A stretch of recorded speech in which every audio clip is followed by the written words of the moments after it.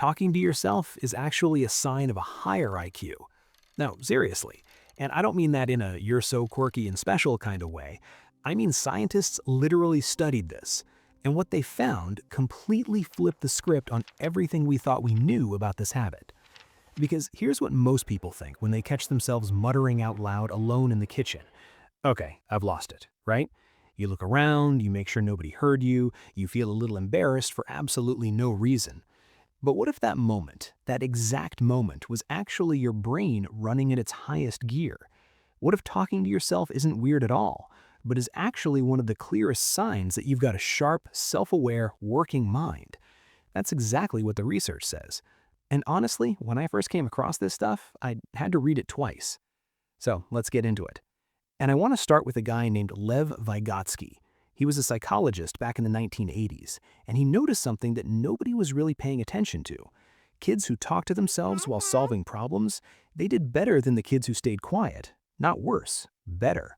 And everyone at the time kind of assumed that talking out loud was just this immature thing, like a stepping stone before you learn to think properly, silently, in your head, like a normal adult. But Vygotsky looked at that and said, wait, what if this isn't a phase you grow out of? What if it's actually a tool? He called it self-directed speech, and his whole point was this. It's not noise, it's scaffolding. It's your brain building a structure around a thought so it doesn't collapse. Think about the last time you were trying to figure something genuinely complicated out. Maybe it was a work thing, maybe it was a tough conversation you had to have with someone. Or, and I feel like everyone's been here, maybe it was assembling IKEA furniture at 11 p.m. with pieces everywhere and instructions that somehow make less sense the longer you stare at them. And at some point you just started talking. Okay, so this piece goes here, which means that one can't go there yet, so if I do this first, that wasn't you spiraling. That was your brain doing exactly what it was built to do, just out loud, volume turned all the way up. Okay, so here's the next thing, and this one genuinely surprised me. Researchers at the University of Wisconsin found that when people used their own name during self-talk, they performed noticeably better. So instead of just thinking, what do I want here, you'd say out loud, okay, Dennis, what do you actually want here? Sounds a little strange, right? But here's why it works. The moment you address yourself by name, something shifts. You create this tiny bit of distance between you and the chaos inside your head. You go from being in the storm to standing just slightly outside it, like you're a coach talking to your player, and suddenly you can see the situation more clearly. Athletes do this. Surgeons do this, reportedly in operating rooms. Elite performers across almost every field do some version of this without even being taught to. It's not eccentric, it's a technique, and you've probably been doing it accidentally for years. Now, this third one is the one I feel most personally, because it's not about focus or performance, it's about emotion. Talking to yourself, actually out loud, even to an empty room, is one of the most powerful ways to process what you're feeling before it turns into something bigger and messier. There's a concept in psychology called affect labeling, and what it basically means is this. When you put words to a feeling out loud, your brain responds differently.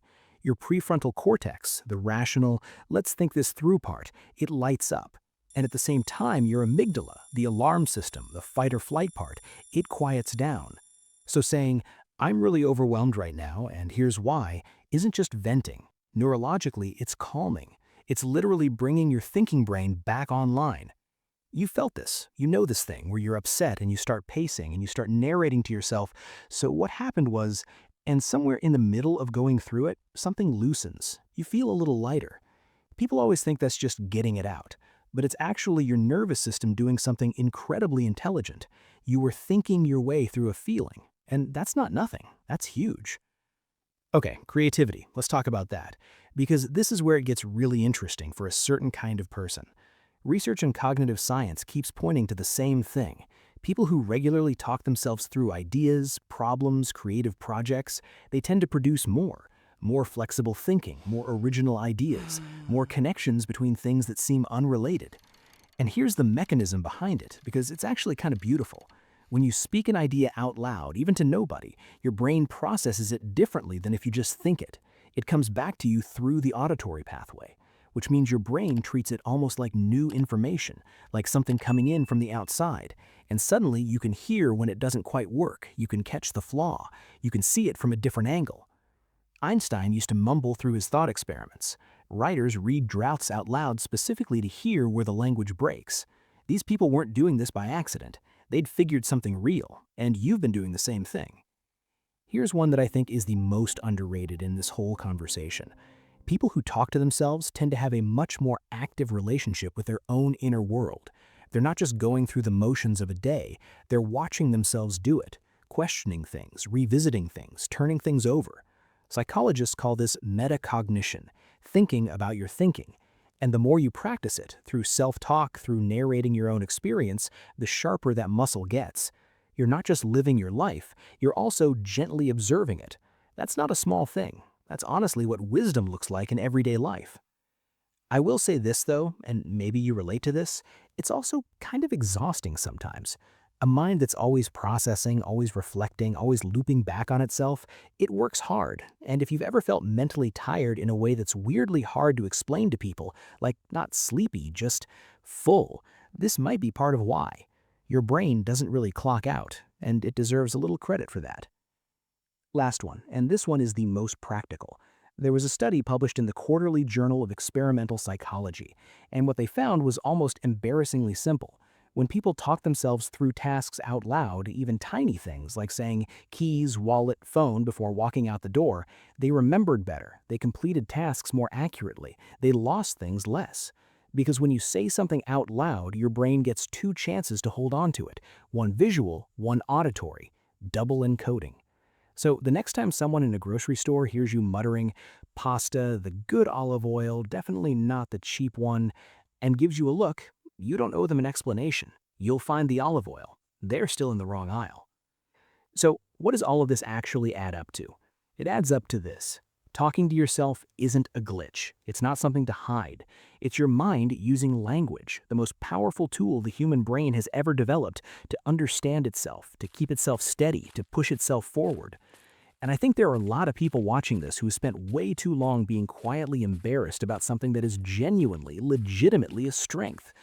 Too many smart, self-aware, emotionally deep people have shrunk themselves because a habit they had didn't look like what they were told intelligence is supposed to look like. But intelligence doesn't always look like silence.